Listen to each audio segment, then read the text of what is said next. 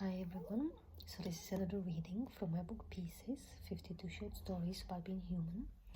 And this is chapter 45 called Lies. And I'm just gonna read a paragraph from the middle this time. And then we can have a chat about it later. So it's these kind of musings that led me to a conclusion that there are different types to lies, some of which are socially acceptable if not actually necessary, and some are downright pathological and damaging.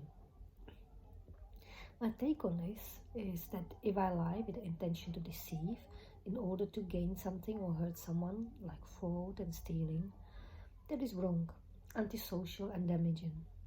Most of us agree with this, so we wrote it in our governing laws. Then there are the big lies, often committed out of fear of losing something or someone. Lying about a mistake we made at work so not to lose our job, lying about our affair so not to lose our marriage, lying about how we are doing so as not to lose our face. Because these lies affect the lives, freedoms and choices of others, they can have very painful consequences. When we lied about a situation where the affected person would perhaps made a different decision if they knew the truth, we are taking away their right to choose, and therefore to some extent their freedom, no matter our reasons. That is not an acceptable behavior in a healthy relationship. However hard it is, and I learned the hard way, we must face the consequences of our actions like the responsible adults we are. We must face our fears of losing or hurting the other and be brave. We must be open and honest to give the other the freedom to choose their response, to heal and to forgive. No matter how many mistakes you make in life, and there will be plenty, we are only human after all. If you remain honest and sincere, you will be trusted, respected and loved. Most of the time, if your intent was innocent, you will also be forgiven. It is lies that are hard to forgive, not the actual affairs. It is lies we tend to lose our jobs over, not mistakes. It is lies that we lose our friends for, not the truth. And so it continues. There's of course the third type, the little white lies, that we use daily, and actually people who do not lie at all are called socially inept. There are people who have difficulty to fit in. I mean, look at people with autism, for example, or Asperger's. Often they can't read social cues and they can't lie. They just don't understand the concept. They say exactly what they think. And we think that's strange. It's not normal, we find it hard to form relationships with people who tell the truth all the time. So the kind of, no, your butt doesn't look big in the dress, and no, your dancing is not that terrible, and you sing okay. All these little lies make daily communication possible without constantly hurting and triggering other people, and that's okay. And little lies also, allow creativity and imagination. It's necessary. And actually, there was a film, the man who invented lying or something like that, and it was about a world where nobody lied, and God, it was boring. It was very, very boring, and very strange, those introductions, and it was Ricky Gervais who put it together, and I really recommend you watch it because it's really funny.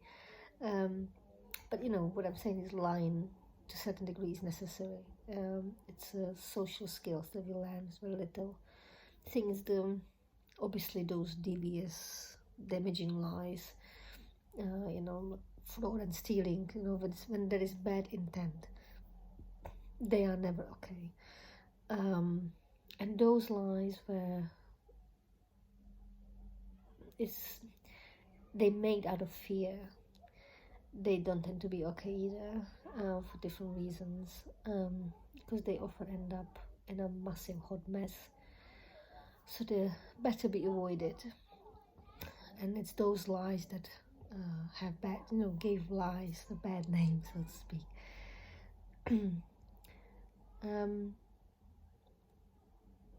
But yeah, it's kind of explore it in the chapter a little bit more. Use some metaphors to help to word my opinion on why lying is good or isn't. So have a read. Let me know what you think. And yeah, if I ever ask if my butt looks big in anything, not that I care, but if I ever ask, feel free to say that it doesn't.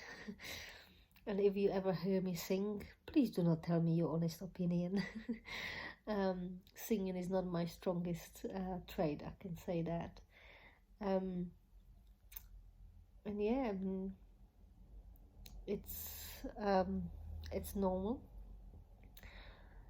It can be fun, and it can be dangerous, and it's, again, it's kind of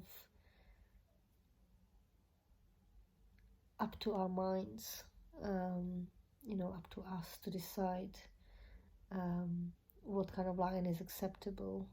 And of course, if you lie to others, you cannot take moral high ground and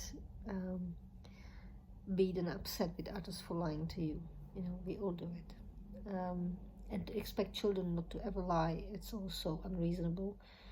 They learn it from us, as well as expecting them not to lie if we punish them for telling the truth. So, something to think about. I mean, even, if a suspect, is standing in front of court and he pleads guilty, his sentence will be lesser. So if he tells the truth and he agrees, he gets lesser sentence. Yet we don't seem to extend the same courtesy to our children. So I think if we want to teach our children to be truthful in the times that it matters, we have to stop punishing them for not telling the whole truth. And to be honest, I think if children weren't afraid of what might happen if they tell the truth, they wouldn't mind telling it. So, it's also, like, lots of truths are really just opinions. So some truths are facts, like either you stole something or you didn't, that's a fact. But when it comes to, is your butt too big in that skirt? Well, that's an opinion. It depends what you think about it. Some people might think, no, it's not. Some people might think, yes, it is. They're both right and they're both wrong. There is no real truth. And sometimes we can have conflicting opinions even in our mind. You might, like I explained in the book, like, I might think about someone's clothes, like the way they combine their colors. On the one hand, I might think, oh my god, I would never dress like this, like how they can put these colors together. On the other hand, I might be like, oh, don't be, in my own head, like, don't be so judgmental, like, it's actually really creative and it's different and it's great that they feel they can express themselves this way, and I wish I was that brave. Now, which of these opinions is true? Which one is really mine? If that person asked me for my opinion on how they dressed, which one would I share? Which one is true? Which one is lie? Like, it's a gray area. So lying is definitely an interesting conversation.